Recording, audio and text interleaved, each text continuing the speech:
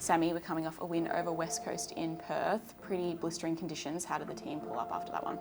Yeah, the team pulled up really well. Yeah, it was really hot over there, something they prepared for really well. The only injury we had during the game was Tyler Hanks with a sore elbow, but she's played through the game and pulled up really well, so she'll be fine for next week, we expect. But other than her, everyone got through really well. And we're headed to round 8 against North Melbourne. It'll be a big game. Paxi Paxman's been out for a couple of weeks now with concussion. How's she tracking out of that protocol? She's tracking really well. So she's ticked off her markers, so she'll resume training with the main group, and she gets through all that this week, then she'll be available. Taylor Harris was also out last week. How's she tracking through that hamstring strain? Yeah, Taylor resumed running last week, and she ran over the weekend, and she'll integrate into some training with the group this week. So she'll test to be available this week as well. Rebekah Gay was also managed last weekend. What's her week look like?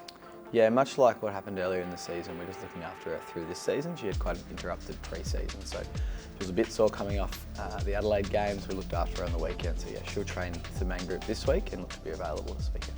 Leah Pierce was out following the Adelaide game with a shoulder injury. What's her rehab schedule looking like as well leading into round 8? Yeah, so Loz had that AC joint sprain. She didn't get up last week. She was still a little bit too sore.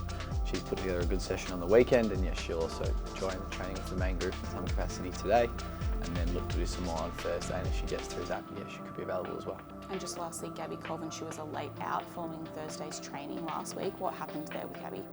Yeah, Gabby's just managing an Achilles tendon issue at the moment. So it's just flared up later last week and just didn't get up for the weekend. So she'll resume running and loading it today, and then hopefully look to rebound and train with the main group on Thursday. So again, if she gets through that, she could also be available this weekend.